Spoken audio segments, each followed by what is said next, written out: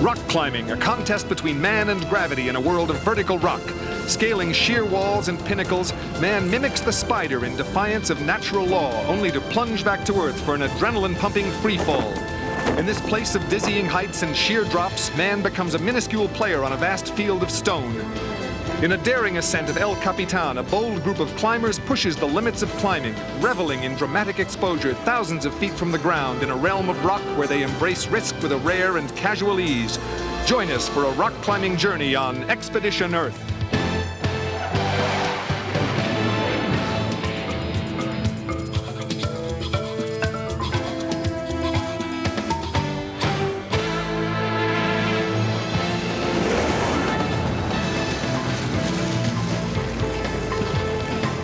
I'm Peter Benchley, host of Expedition Earth, a series that focuses on adventure, wildlife, and the environment.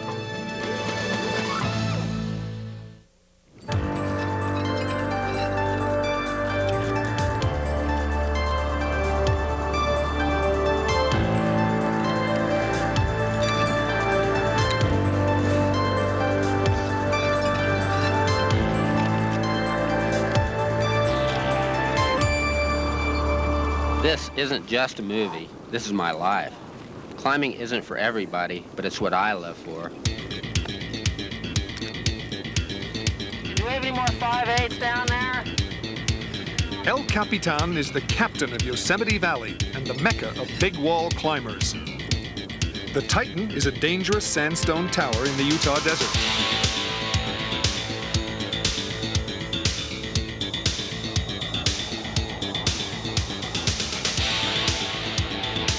El Capitan and the Titan are two big goals for four top climbers who will join forces on a road trip of rock climbing adventure from Colorado to California. Tiffany Levine is 27 years old. In a sport with many specialties, Tiffany is best known as a competitive sport climber, focusing on short but extremely difficult climbs where the protection bolts are frequent, but so are the falls. In contrast, big wall climbing is long and methodical. Xavier Bongard, age 29 and also known as Toto, is a professional mountain guide from Switzerland and Europe's foremost big wall specialist.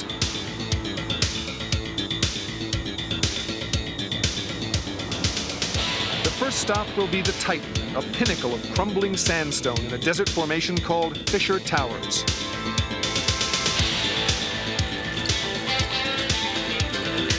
These climbers are all genuine adrenaline addicts, especially Wilcox. Besides being an advanced big wall climber, Will is a skilled skydiver, expert base jumper, and U.S. Navy jet fighter pilot.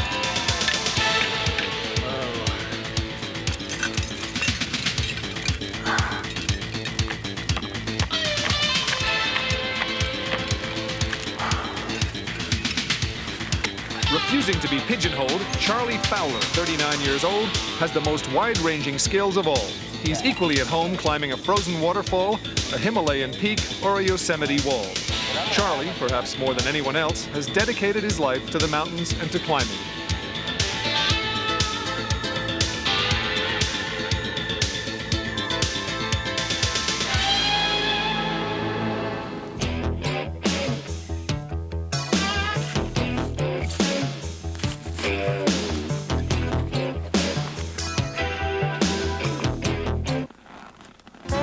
I'm a mountain guide, and my work has me frequently traveling around the world.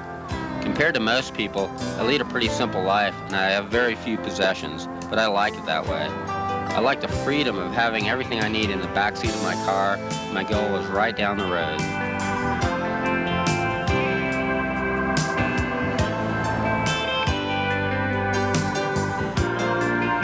I'm driving from Telluride to pick up another climber, Tiffany Levine, who lives and trains at Rifle Canyon, a popular sport climbing area.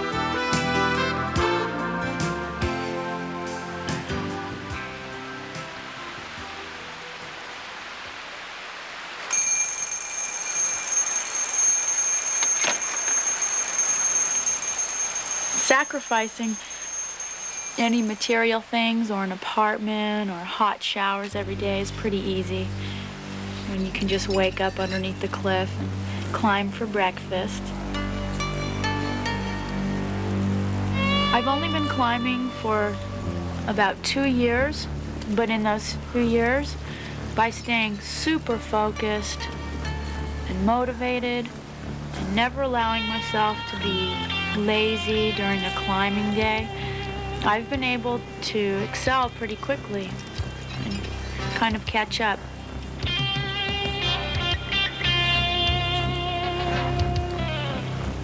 I just tried to push through any kind of tiredness or laziness or distractions and push myself, even if I don't feel like it. I just want to take it to my complete limit.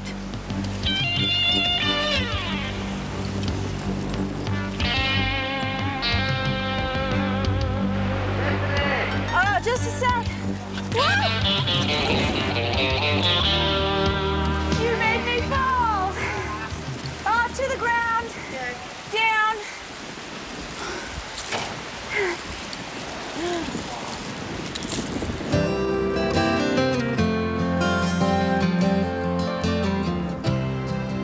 Our plan is to drive out to Yosemite and climb the Shield Route on El Capitan, probably one of the most spectacular climbs in America. Our goal is to do it without hammering pitons into the rock, something that has never been done, and it's definitely going to be hard. Another member of our team, Wilcox, joins us outside of Moab, Utah at a remote place called Fisher Towers. We came to make an ascent of the Titan, one of the biggest towers in the American Southwest. It would be a real good warm-up for the Shield in Yosemite.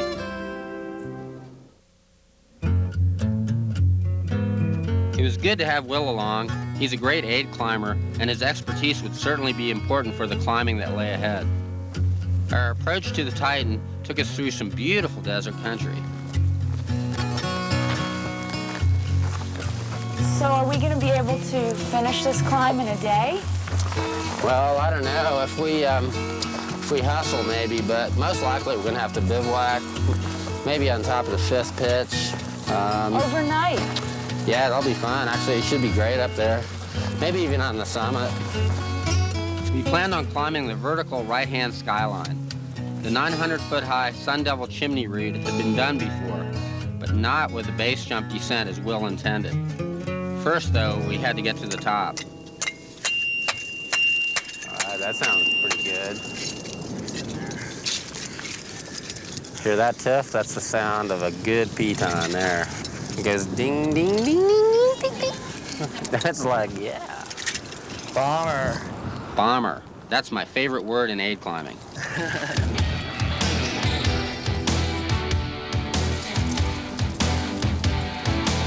Aid climbing on the Titan is going to be the perfect preparation for the Shield, the big wall that lies on the end of this road trip.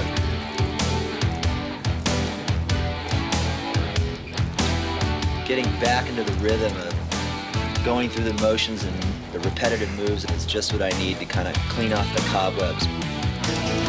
This is exactly the thing I need to get ready for the end of the road trip, climbing the big stone. All right, I'm there. All right, good deal, good job.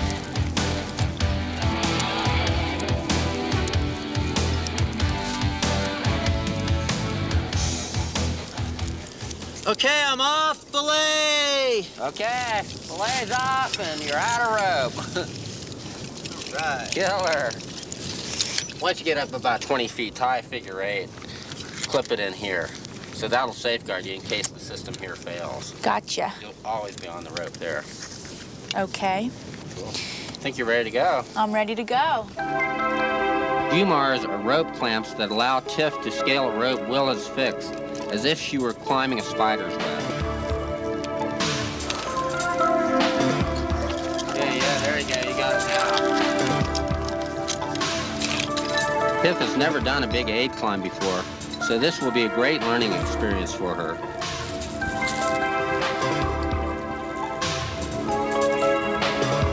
I have this horrible image of having to Jumar a lot on the Shield.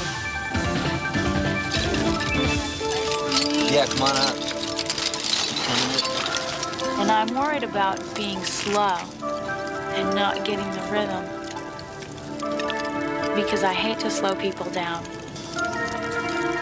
This next pitch looks pretty cool. Yeah, it'd be hard to hop on that. Okay, Charlie, you're on blade. All right, thanks. Yikes. Pretty hollow sounding. Oh, Titan is a really good warm-up for the Shield because it's a little bit smaller scale, but the climbing is quite varied. Yeah, watch me on this, Will. It's a little bit crumbly up here. Okay, it seems okay. I'm gonna use it. The aid climbing on this soft rock in many ways is a lot more challenging than aid climbing in Yosemite on the firm granite that you get there. Hello, Will. Hello, Charlie. Hey, Xavier! Here's a rope. Come on up. Xavier Bongard had flown in from Switzerland. His timing was perfect. One more pitch up, and it would have been difficult for him to catch up with us. Salut, Xavier. How was your flight? Pretty good. I couldn't jump on the airplane, but pretty good.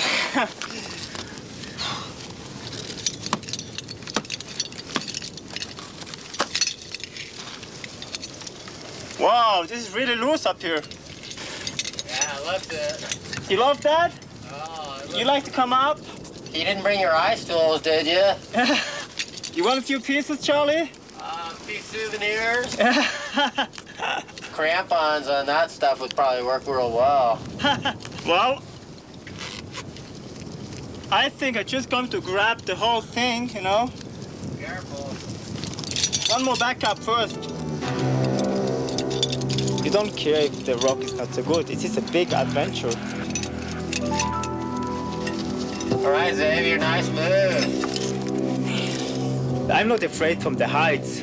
I mean, I base jump, I skydive, and air is fun. And here I have the rope. I know it's totally safe, but for sure I get every time a little bit scared. Watch me. Yeah, got you good.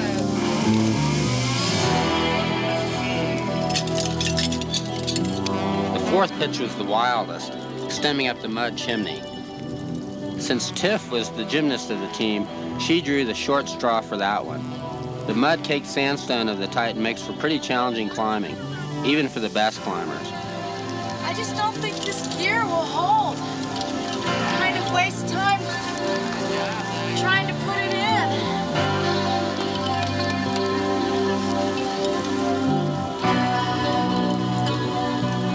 I like to change the area I'm in and the type of climbing and the type of adventure because I realize that for intensive training, you need to have different mental attitudes.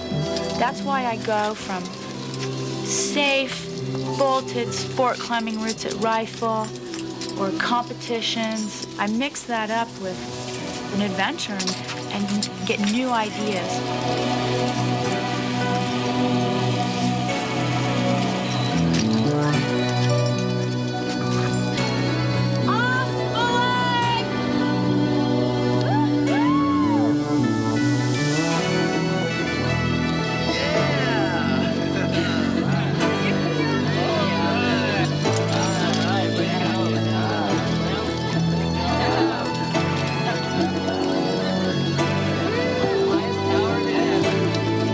Late in the day when we reached the summit, so we decided to bivouac on a ledge where Will planned his base jump for the morning.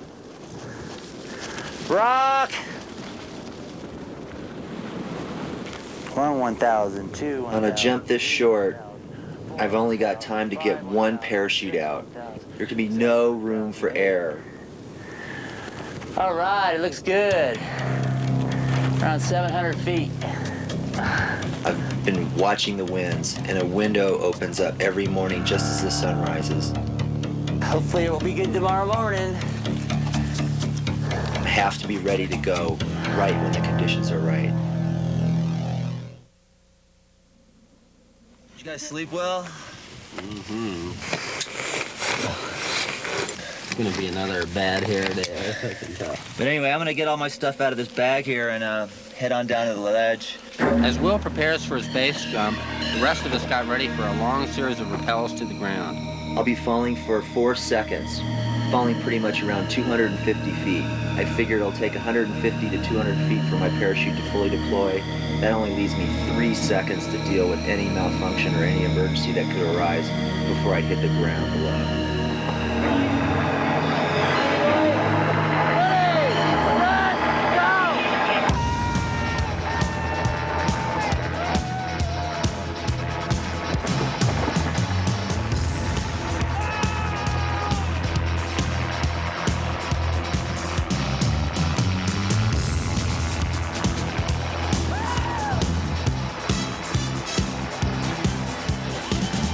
Falling at over 100 miles per hour, Will pulled his chute 3 seconds before hitting the ground. Yes! All right! All right! All right! Woo! Good landing. With the Titan behind us, it was time to start thinking about our main goal, the big stone, El Capitan. Climbing the shield without hammering pitons would require some special gear that didn't exist. So we made a stop in Salt Lake City at Black Diamond's climbing equipment factory. Now that we're in the machine shop, we feel much better about our goal of a clean ascent of the shield because we're creating tools we've been envisioning for a while. We feel really good because we're going to Yosemite with the right tools for the big job. This one and this one I want to experiment.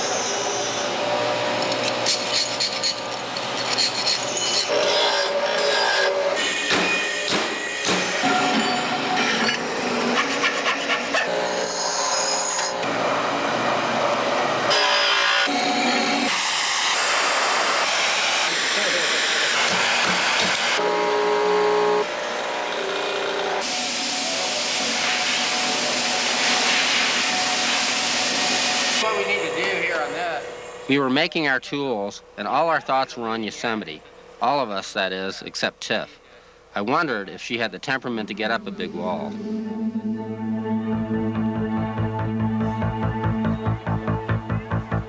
While the rest of the team modified their climbing equipment, Tiffany drove to the nearby Snowbird ski area, location of one of the highest artificial climbing walls in the world.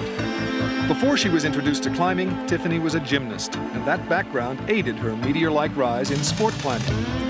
In a little more than 2 years, she has gone from beginner to placing high in world-class climbing competitions held on artificial walls such as this one at Dick Bass's Cliff Lodge at Snowbird. It was Oktoberfest, and spectators gathered to watch Tiffany as she challenged the wall. Competitive climbing is catching on very fast, and it's already drawing big audiences in Europe. Like any sport, the top performers have to practice and train daily. In order for me to have fun at climbing, I have to be the best climber I can be. I have to climb consistently and work on my weaknesses in climbing and also practice my strengths every day.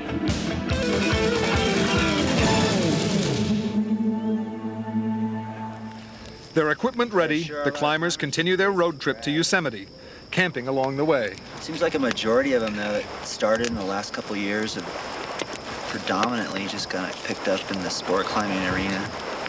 It's easy. Everybody's talking about sport climbing. For me, it is just climbing, you know. Yeah, it's just climbing. Yeah, but what I'm saying is I don't think that there's as much there's very much carryover at all in terms of the value of sport climbing in a gym and then taking that to the mountains. Well, there's carryover in anything you do if it builds your confidence and if you feel... Oh, there is some, I agree, but what I'm saying is there's not... Maybe not for you, but there's nothing wrong with either sport because everybody has their own different needs, and there's just so many different dimensions to the sport. I don't even combine those two things. I don't think about the mountains when I'm in a gym. That's why it's good to mix it up. At least some kind of strengths, not Just others. depends on what your personal needs are. Being strong is great, and it's helpful in the mountains, but there's so many more things that the mountaineering requires that sport climbing doesn't teach you. It's like you run into your psychological edge quicker in the backcountry, and you run into your physical edge quicker sport climbing. Because The it's just, whole thing is a challenge. I just want to push each aspect of it as far as I can. That's the cool thing about climbing, that it's like no matter how much experience or how good you get at it, there's so much more that you need to do, so that everybody's always kind of a beginner somehow. Because you can the keep mounds pushing and the pushing. mounds are so much bigger than you are that it doesn't matter how good you get or anything, because you're just so tiny compared to what's out there. that's a fact. It was another day of driving before we finally got to the Sierras. Tiff took the wheel because she had to be doing something, anything. I've never seen anybody like her. If she didn't get totally pumped every day, she started to go bananas. This was the end of the road, and a first-hand view of our project, the Shield on El Capitan.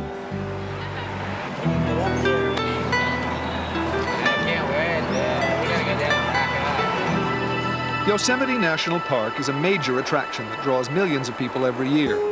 But there's a price for popularity. The park struggles to cope with the daily hordes of visitors that create traffic jams and pollution and make wildlife unnaturally docile.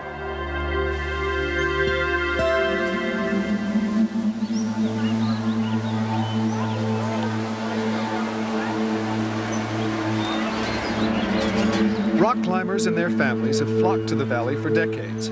They gather at Camp 4, what the climbers call the Nylon Ghetto. Sentinel Rock is where Yosemite climber Derek Hersey died last summer.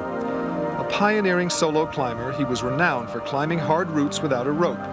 His intense concentration, unruffled even when he was struck by a pigeon, was legendary. Derek set a standard for climbing that few have ever achieved. His death has been both a great tragedy to all who knew him and a loss to the climbing community.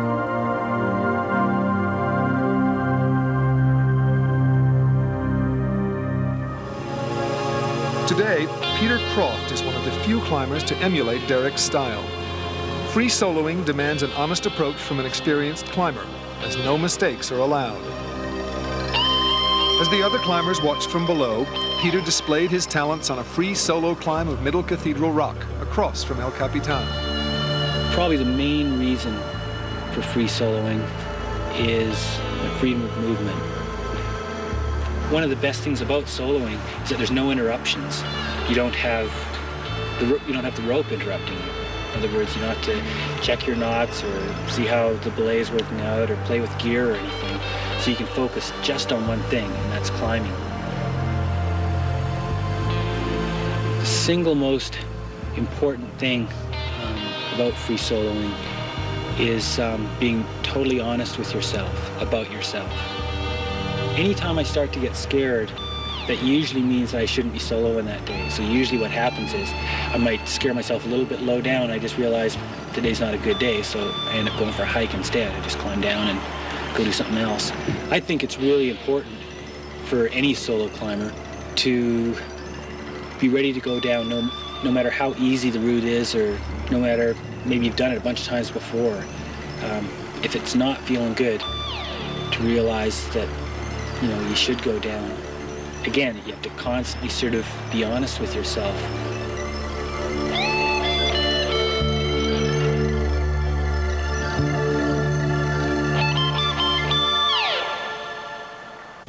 Sorting our gear, we prepared for our climb of the Shield.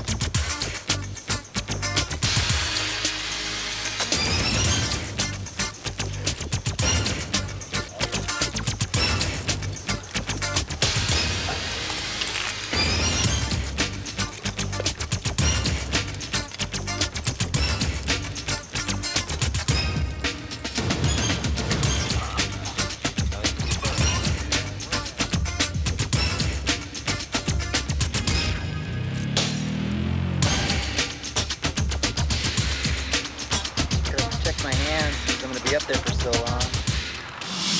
I could use the whole roll. Yeah, I'm gonna make a rack for the free blast out of this stuff. Bottom third of the route, the free blast, is climbed free. The upper part, the Shield, is mostly strenuous aid climbing, with challenges such as the roof and triple cracks.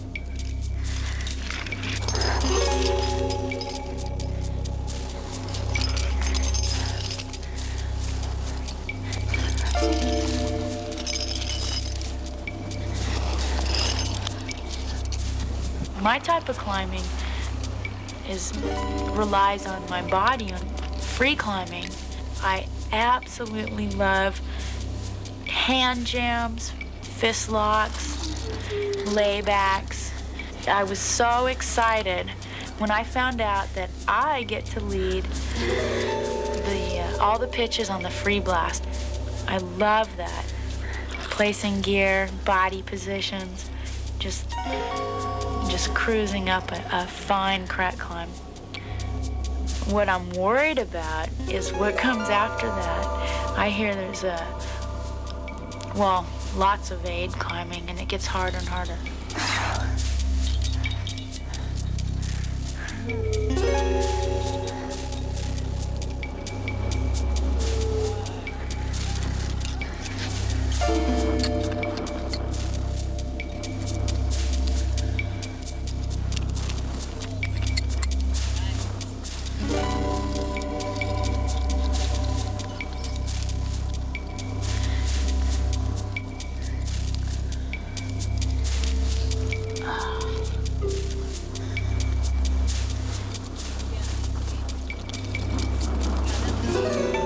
We had a fifth person join our team, my old friend, photographer Beth Wald, who is along to do a story of our clean ascent for one of the climbing magazines.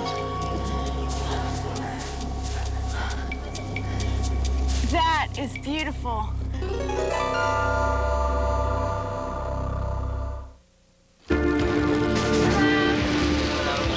Like ants, we haul our gear up the steep rock face, following Tiff, who free climbs the pitches above us and fixes ropes for us to ascend with Jumars. We have to haul all our food, water, clothing, and camping gear for the 5 days we'll be on the climb. What we're doing here is vertical backpacking, using pulleys and Jumars to lift hundreds of pounds in a tedious, time-consuming maneuver. I'll be ready to start. So that you can just fly. Got your chocolate open. Come here, Miss Piggy.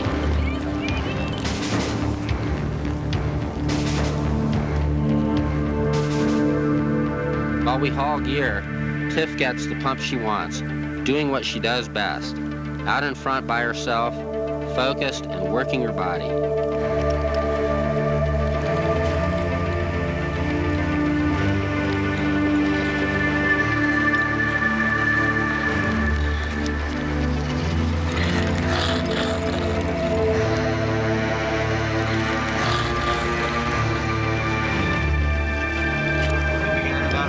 Tiffany was dying for the chance to do a lot of climbing, and she's just climbing the walls, just being cooped up in the car.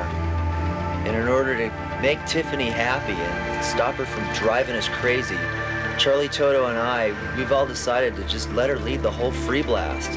It's like we don't care. We've done all the pitches before, but we know it's the only thing that's gonna cure and stop her from driving us all crazy.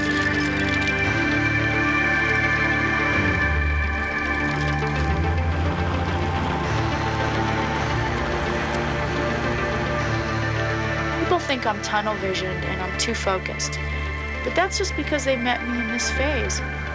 I kind of like a higher intensity. I like to excel in an area that I know I can excel in.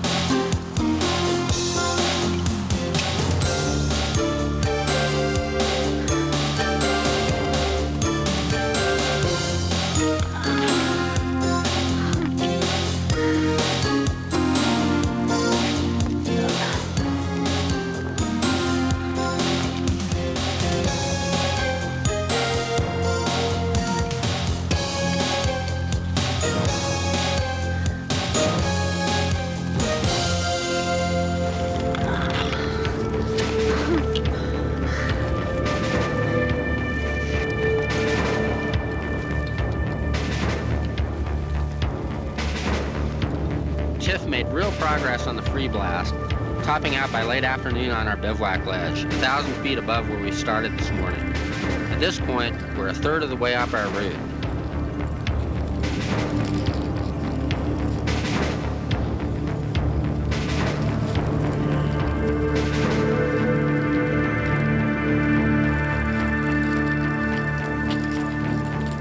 I'm at the ledge, Will! I'm tying off!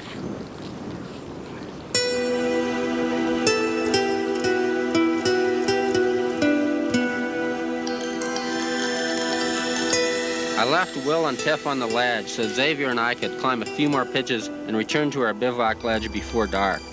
Now the slow process of aid climbing begins.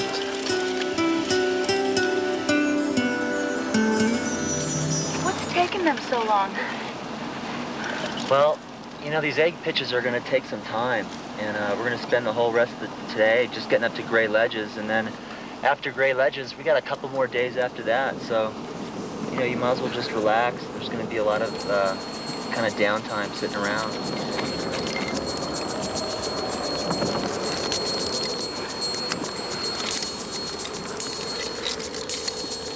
Difficult aid climbing is like defusing a time bomb. It could go off in your face at any moment.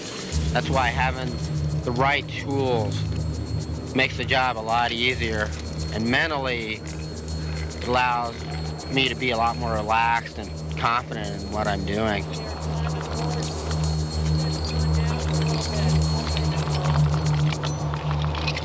You hear that, Charlie? No. What? It's like, Tiffany. Something going on down there. Yeah? Come on down. There's something that we need to discuss. It's pretty important. What? I'm in the middle of a pitch. Hey! Whoa! Just come on down. We need to all be here to talk about this. Well, I'm almost finished this pitch. I got like 2 more moves and I'm at the belay.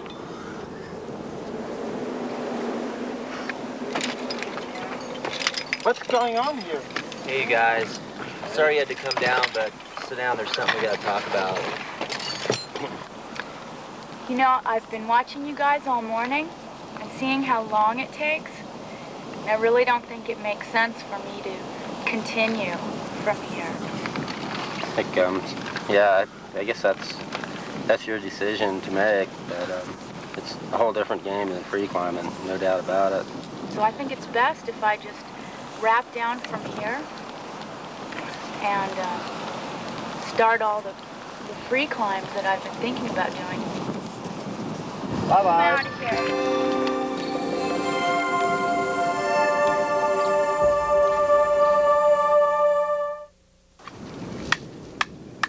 Hammering pitons, like this climber is demonstrating, is what we hope to avoid because pitons severely scar the rock. Xavier places gear without a hammer, a style we call clean climbing. Old piece, it takes for one pitch usually. If it's an easy pitch, it takes you 2 hours, and if it's a really difficult pitch, it can take you 5 hours. And in these 5 hours, you're always under tension because you're always exposed to a big fall if it's a hard pitch. Okay, watch me.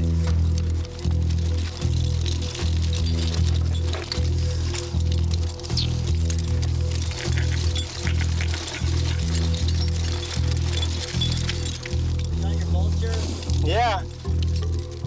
It's not strenuous for your body, but it burns on your mind.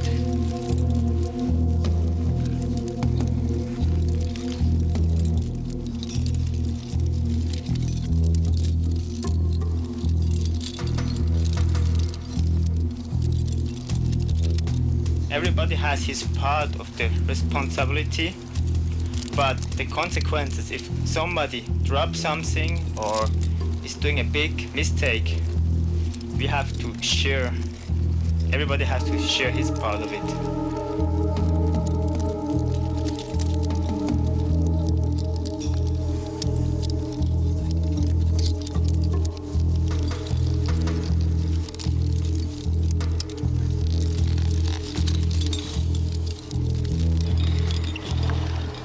Now it's Will's turn to lead. He carries slings loaded with the gear we modified at Black Diamond, plus a huge assortment of conventional hardware and anchors.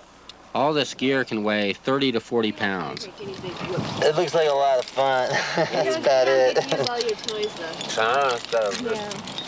Yeah. All right, you guys ready for this? Yep. Yeah. Okay, we're out of here. Good, I got you on the leg.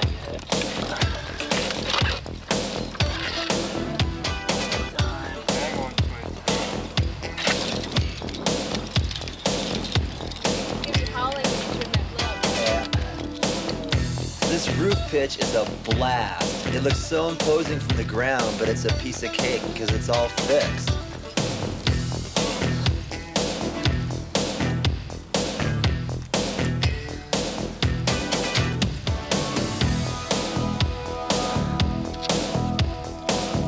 God, this is serious air.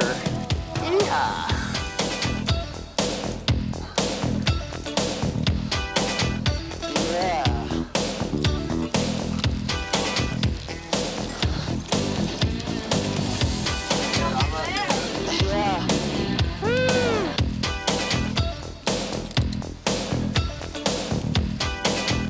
The exposure's just fantastic. I'm just kind of clipping through on my way, really enjoying the view.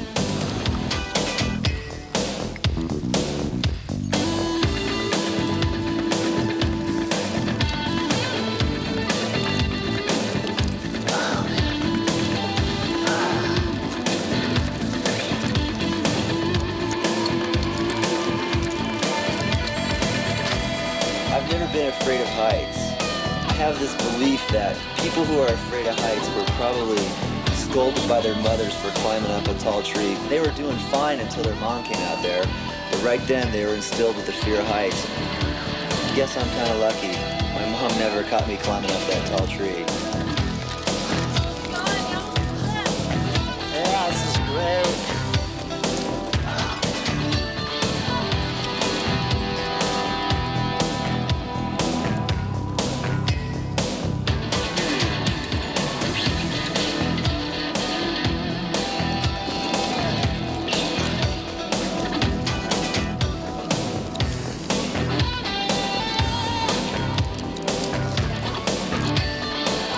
Working his way past the roof, Will dangles over 2,000 feet of air.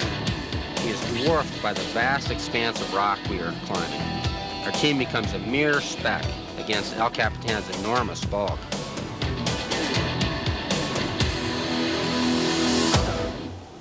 Bye-bye, Miss Piggy. Bye-bye.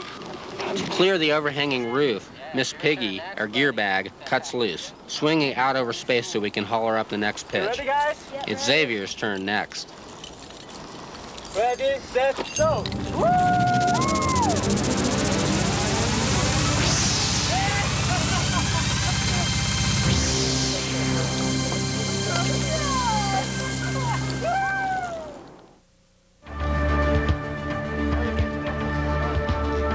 Hauling our gear beyond the roof, we're now totally committed. Beth, who had never done a big wall before, adapts quickly. You can start jumping very slow. I have to be really, really aware of each thing that I'm doing. For me, nothing up here is routine. It's like I'm thinking about it all the time. I'm always aware of it. You know, I know I can do it, but it's gonna take a lot of mental effort. And with these guys, I know it takes effort, but they're so comfortable and they know what to do. They know the system. I'm trying to envision how this is all going to come together. We're going to create this little camping site up here on this wall. As it develops, the portaledges come out and they just blow around in the wind, and they're just like this massive color and banging poles and chaos. And then with a little bit of force and effort, they turn into this platform, this like little home that we can stay on. All right. What's a queen-size bed?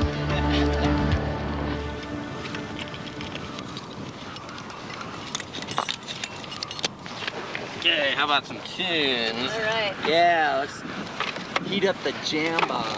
Let's see what we got here.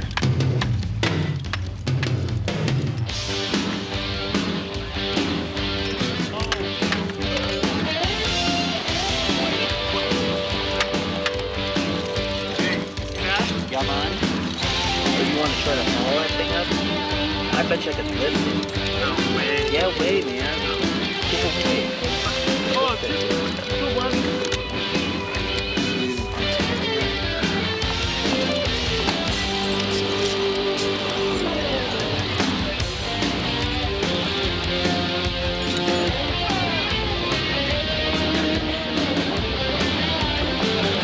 What album that is?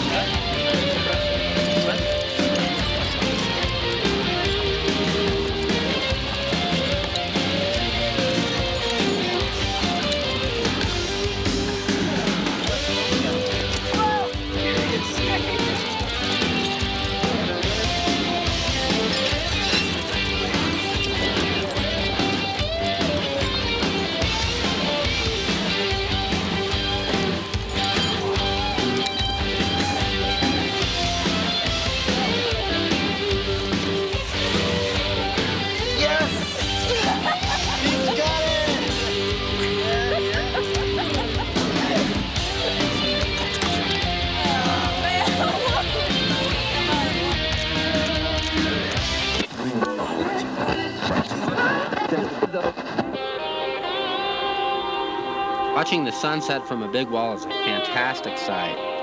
You're hanging from a nylon ledge and looking out over this incredible expanse. There's nothing between you and the ground. There's this feeling of euphoria. From here, overcrowded Yosemite looks like a wilderness. This is definitely the best view in the valley.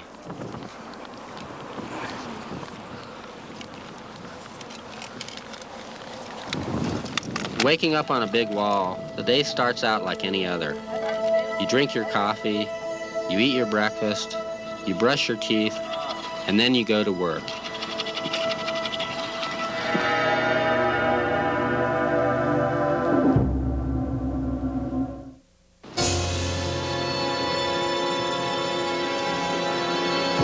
The Triple Cracks pitch is one of the steepest and thinnest of the climb. I knew that if I could climb this pitch hammerless, then the whole route could be climbed clean too.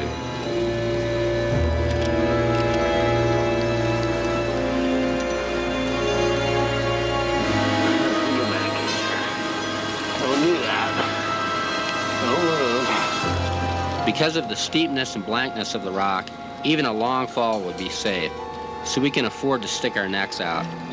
For sure, it's a bold ascent. Yikes.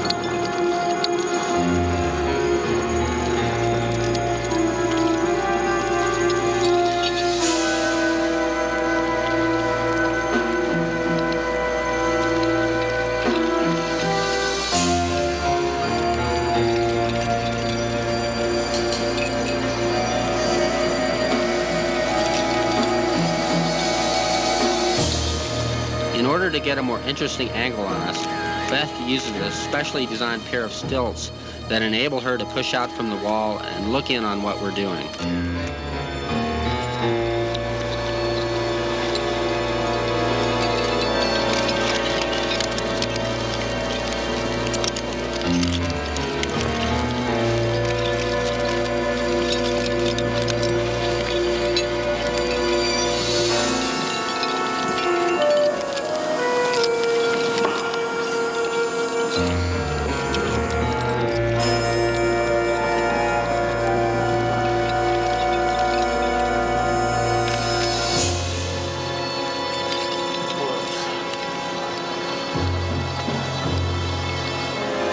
Testing, 1, 2, 3.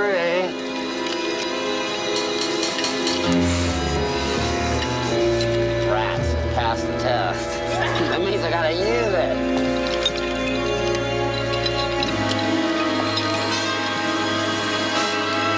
Yeah, boy, that was tense. I just cleaned the last 3 pieces for you, too. They just sort of fell out. After a few more pitches, Will leads us to the summit. Climbing a big wall is a major achievement. I mean, it stays with you. You could have totally suffered and epicked and, you know, you hate your buddy when you're on the climb, but years later, it's just like, it somehow takes a different light, and you learn to measure time by the walls that you've done. All right, there's the top. All right, you guys. We only got about 50 feet to go. One of the things I like most about climbing is that you have to invent it for yourself. This climb was like that. We were psyched. We achieved our goal, a totally clean ascent of the shield.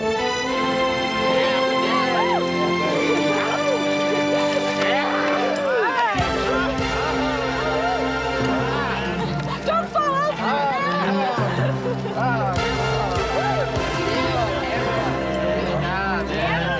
That was a lot of fun.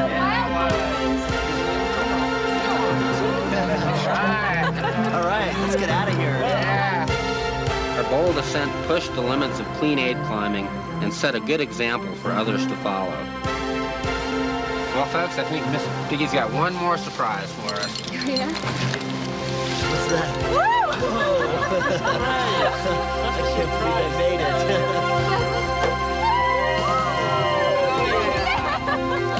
Yeah, one for Miss Piggy.